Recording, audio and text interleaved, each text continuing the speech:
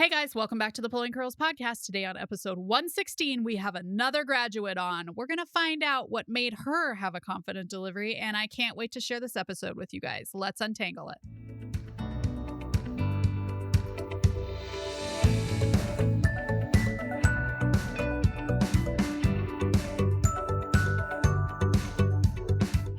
I'm Hillary Erickson, the curly head behind the Pulling Curls podcast, where we untangle pregnancy, parenting, home, and even travel. We know there's no right answer for every family, but hopefully we can spark some ideas that will work for yours. Life's tangled, just like my hair.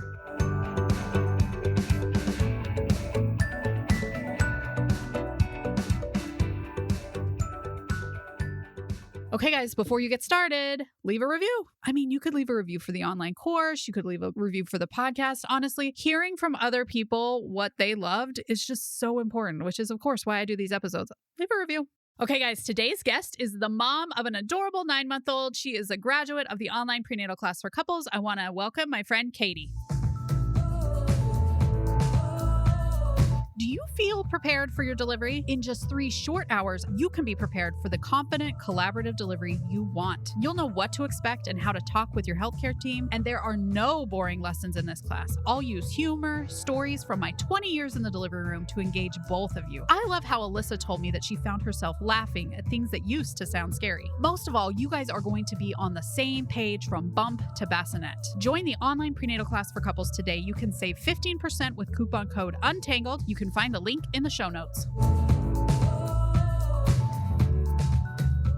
Hey, Katy, welcome to the Pulling Curls podcast. Thank you. So great to be here, Hillary. Oh, I love having graduates on. So let's jump right in. First off, how old's your baby? He is 9 months now. Yeah, so you've had a lot of time to think about what happened in the labor room. Absolutely. Absolutely. Lots of time to reflect back and miss those days, actually. Miss the days in the labor room? I do, actually. It's such an interesting experience, right? It was my first baby. So it's interesting to think back on those days. Okay, this is awesome. All right, so what are 3 things that you felt like you did in advance to feel confident at your birth? I think number 1, birth plan. For sure. Number 2, going through your course. I mean, it was my first kid. I didn't know what to expect. So to feel prepared, going through your course was so helpful. And I would say number 3 is picking the right hospital. Okay. All right. Let's dive deeper. So birth plan, did you have anything you were married to on the birth plan? We were really go with the flow, which I think helped us. We didn't have any rigid no's. I think the only one would have been, I didn't want to see the baby's head. So don't give me a mirror. I don't want it. Don't even think about it. But otherwise, it was really, I trusted my team to do what was best for us. Yeah, I love that. And honestly, I know a lot of people are like, oh, I used a mirror. Very rare that people enjoy the mirror. Yeah. A lot of times I'll ask people, do you want to have a mirror? And they're like, no. Hey, some people want to see it. I mean, it's a crazy thing that's happening, right? So some people want to witness that. I was not one of those people. Not one of those people. Sometimes I'll ask them if they want to touch the head while they're pushing to see the progress that they're making. Most people don't want to do that either. Yeah, no. Fortunately, I had a cesarean, so I didn't even have to worry about that. No, that's true. You definitely wouldn't want to touch the head as it came out there. No, thank you. That's a no. Okay, in my class, anything specific, any chapter you think people should concentrate on that you thought was helpful? I think the testing one was really helpful for my husband and I. We didn't do any research in terms of what testing was available. And you had a chapter that kind of explained what testing was out there, what it covered. And so that kind of helped us direct what testing we wanted to ask for versus testing that we didn't really care to get. So that was really helpful. Like I said, I had a cesarean. So the cesarean section was huge for me because it was not an anticipated cesarean until about a week before when we decided to induce. And then it was a cesarean because he was breech. But it was, I think had I not gone through your class and gone through that chapter specifically, I would have had no idea what was going on. And I'm very OCD and very much a planner. So not knowing things, I think would have put me in a stressful tailspin. So it was like, hey, we have to do a C-section. My husband and I immediately were like, well, let's do it. No problem. And they were like, any questions? And we were like, no, we already know what's going to happen. So That was huge. Okay, and you felt like your experience was similar to like what I go through in the class because I try and go through exactly what you're going to experience so that you know. Because I love that. I love to know what bin my thing is at the Home Depot before I go there. So I want, I definitely Yep. want to know that for Yep. surgery. Exactly. No, you actually hit everything that we encountered. I think the one thing that you couldn't have even touched on too much because it was unexpected was my husband made the mistake of looking. They asked him, "Do you want to look over the curtain?" He was like, "Sure," and then immediately got sent out into the hallway to go lay down with a little box of apple juice. So, Oh, poor other guy. than that, though, it covered everything. The good news on C-sections is it's hard for them to accidentally look because they're Right. behind the drape with you. So if anybody is Right. looking, yeah, but a lot of husbands are like, no. But then some are like, yeah, and I want to videotape the whole thing. And we're like, whoa, whoa, whoa. Simmer down there, You buddy. know, I think when they asked my husband, he was like, they must have had some level of confidence looking at me, thinking that I can handle it. And it turns out he couldn't at all, which was very unexpected. My first time in surgery, I was in the hallway with a graham cracker with my head between my legs. It is not a natural thing to look at. Yeah. Especially if you No. like if he hadn't just eaten or, there are a lot of things you need to do. I mean, now obviously it's like second nature to be in surgery, but for most people it's not. So that's awesome. Right. And then you said picking your birth hospital. So how did you go about finding one that you thought would be a good fit for you? I mean, number one was looking at where does our insurance cover? I already had a doctor that I had been seeing. And so, do I want to maintain my relationship with her and then just go to the hospital that she refers to? Or I had several friends give birth at another hospital. So it was kind of like, do we want to just go rogue and do from based on referrals from friends, or do we want to do the doctor insurance route? I actually stuck with my doctor's referral. So we went to the hospital that she was on call at, and the insurance covered, and they also had a NICU. So that was the other thing for me is my first kid. I don't know what's going to go wrong. Should anything go wrong, it was convenient that the NICU was right there. We weren't having to travel anywhere else, so that was kind of what cemented our decision. Yeah. So for people listening, NICUs come in different levels. There can be a level one, although I don't see many level ones, maybe in very rural areas. Level two, which is actually where I used to work at, which means they can do everything up to kind of like a ventilator. And then level three is the ventilators and up. And we would refer anybody less than about 30 weeks to the level three, just because those babies were more likely to need more intensive care. So, anyway, if anybody's looking, just a little heads up. But I love those things. Now, I'm glad you went to the hospital your doctor worked at because sometimes people just show up and they're like, our friends all like delivering here. We want to deliver here too. And we're like, we don't have your prenatal records. Your doctor can't deliver you. You're getting the crapshoot, or you might get a resident, which is probably not your favorite. So, yeah, good call going with your doctor's one. Yep. And I will say, insurance pretty much dictates that show anymore. Sure. Yeah. Absolutely. And we weren't really wanting to pay out of pocket for everything. So it was like, well, we might as well stick with what the insurance is going to cover. As long as you're going to an accredited hospital, it would definitely be worth it to use your insurance rather than to go just like, I'm just going to pay for this out of pocket because I heard this one's better.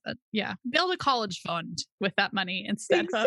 Exactly. All right. Anything you learned about yourself in labor or after, like as you were recovering from your C-section? There was a couple of things that did surprise me when I was put under, right when were wheeled into the operating room to get my C-section. I didn't expect the shakes. That was something that I never even heard of. So when I started shaking uncontrollably, and I started to panic, thinking like, why can't I stop shaking?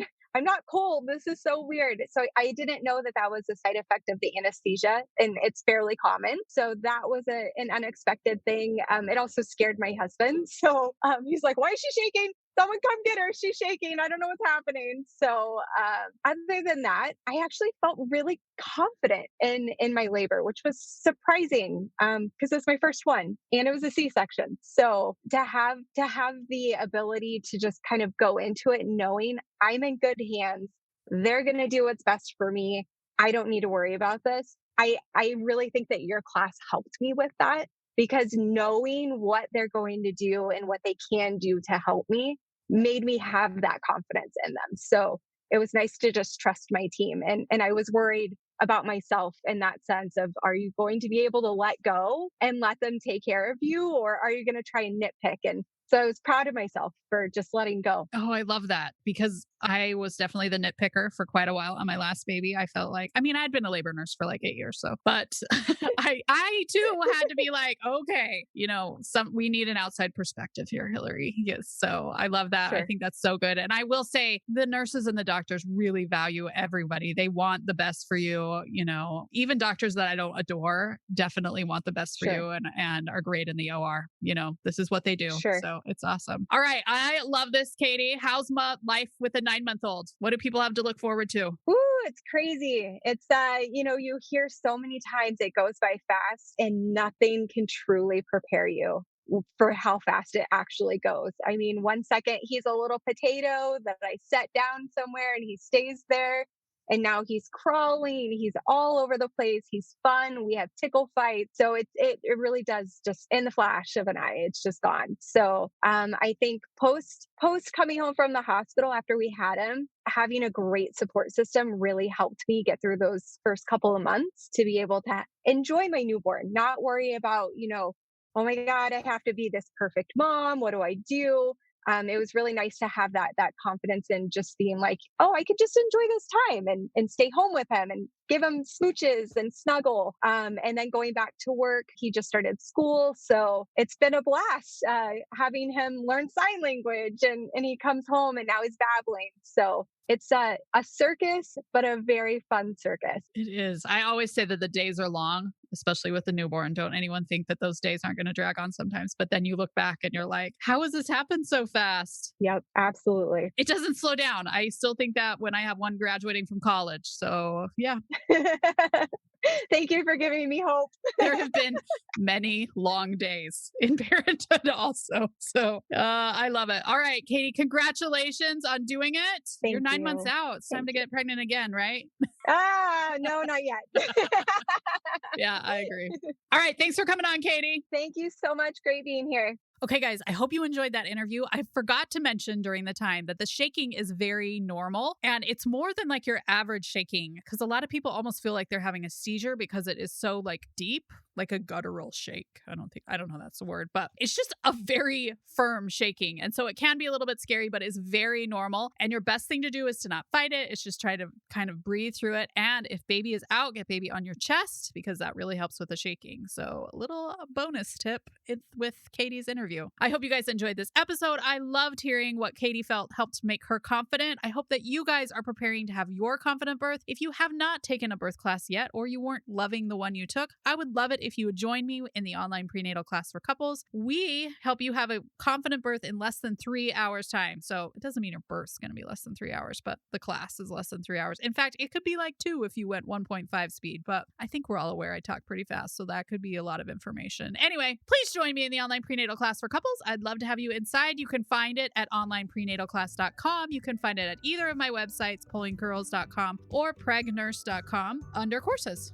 Do not miss next week's episode. We are talking about organizing for the holidays. I know you're all nesting, so let's organize together. Thanks so much for joining us on today's episode. We know you have lots of options for your ears, and we are glad that you chose us. We drop episodes weekly, and until next time, we hope you have a tangle-free day.